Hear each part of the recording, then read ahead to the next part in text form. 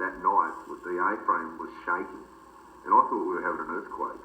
The boards in the rafters were kind of moving, and then what had happened was a swell came, like a real one. Like we were just sort of kiddie land, thinking that we'd just killed it, and we were actually just surfing when they still call it flat. And that next morning I got up and there was a mist in the air, and we walked up the A-frame. I'll never forget this sight, and peered over the bushes, and we looked over at sunset, and like we were just like watching like mountains coming in. And Al was pulling boards out of rafters, big, fantastic Dick Brewers, and this whole crew of red boards. And he put a few down, and he said, "Michael, that's wax that one up, Rabbit, that's yours." And he got it. And we went surf with Al Chapman at 12 foot sunset, and 12 foot Hawaiian size on the most perfect day of the Sunday, and all the legends were out there. And I mean, I'm pretty young, and Michael was just a bit older and a bit more mature, and he kind of went to the outside peak. I stayed in the channel for a while. Al came and got me. He paddled me to the back, and I'm sitting right in front of where these things are coming, and I'm thinking, I'm 100 yards further than anyone. I'm still thinking they're going to get me on the head. And I stayed out there for about 40 minutes. And Michael started getting a couple. Then Al come and got me, and we sat right in the pit, right in the zone. And out that, Eddie Aikau was out, Barry Canopuni, Jeff Hackman, Reno Avalera, James Jones, Al, Sam Hall, the cast of legends. And I'm in amongst them all. And sitting there, watching sets coming through and just shitting myself. And then Al turned around and said, this, like the third wave of a set, perfect big A-frame was coming, and he said, "This one." And I just put my head down, paddle for it, and he went with me, and that was my first wave. And Michael and I, it was just amazing. We came in, and we went back to the A-frame, and we're just so stoked. We're having smoothies, and we're just really feeling like, wow, that was the biggest adventure of my life by far. And the next minute, Al Chapman comes up, and he goes, "Well, look, you want a bit of mescaline and come down surf pipe?" It's like, I was just like, nah, Michael and I, we went down to watch him, and he was just a hell man. We weren't ready for pipe, This was insane. But this story goes on, that, of course, I think he's dropped the mescaline and gone out and surfed pipe, and he had this thing where he did the hooded owl ornament. Al is just legendary, right?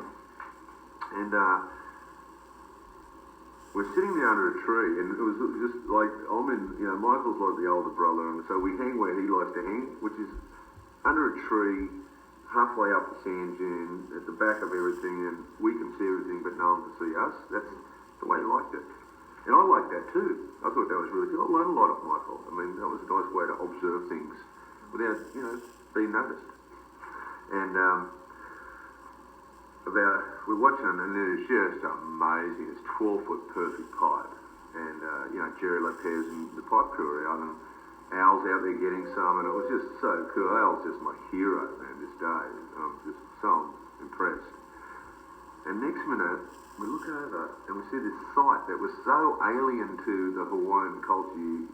This little group of guys, this is like 10 or 12 days into the trip, and this little group of guys come down the beach in green and gold board shorts, and we went, fuck, the Australian team's here.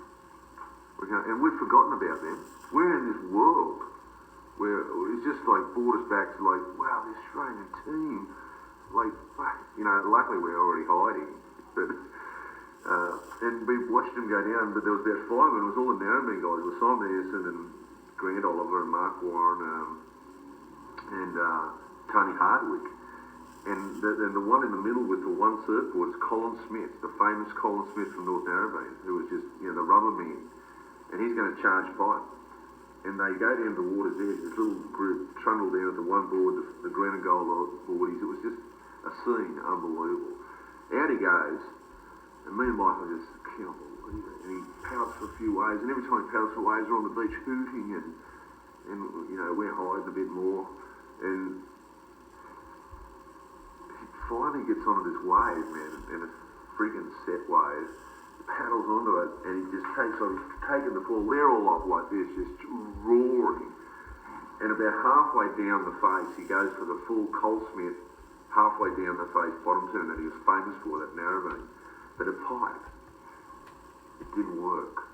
And so halfway down, next minute he's gone, we've just seen the first subtle part of the turn, and all you've seen is his board just go in mid-air. And he's just in the face of the wave now, clawing it. Just, he doesn't want to be there, And he goes over the falls, smashed on the reef, comes in, he's hurt his back.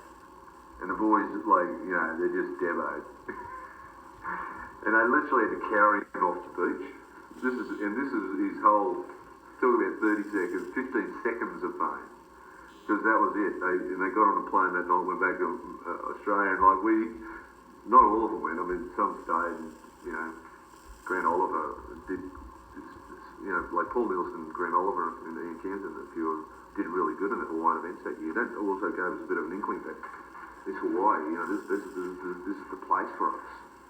So then Michael and I finally got back here, and we had to face the whole deal with, the bit of a storm had blown up about us and our whereabouts.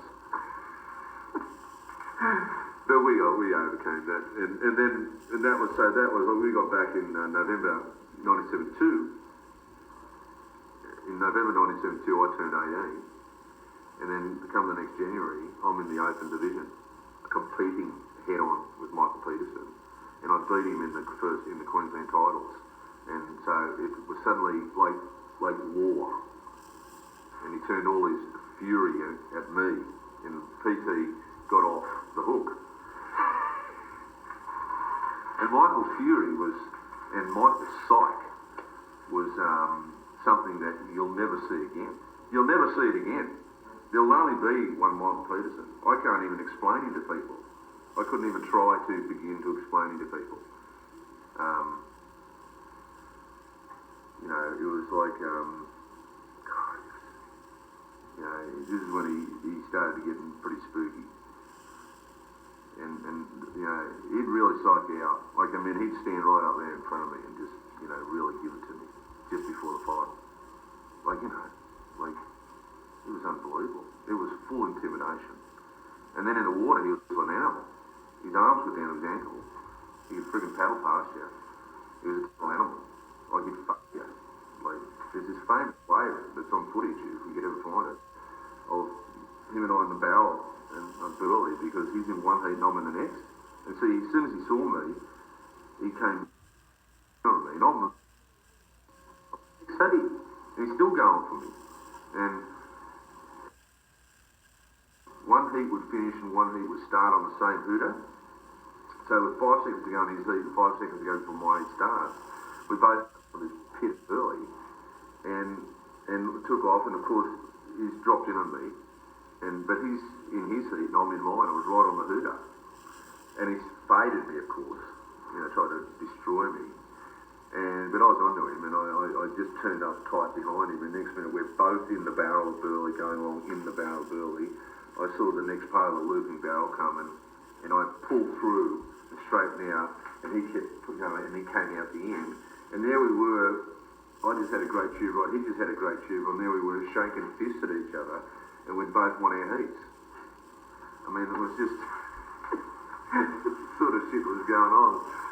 He started doing sabotage on me, he'd sabotage me, we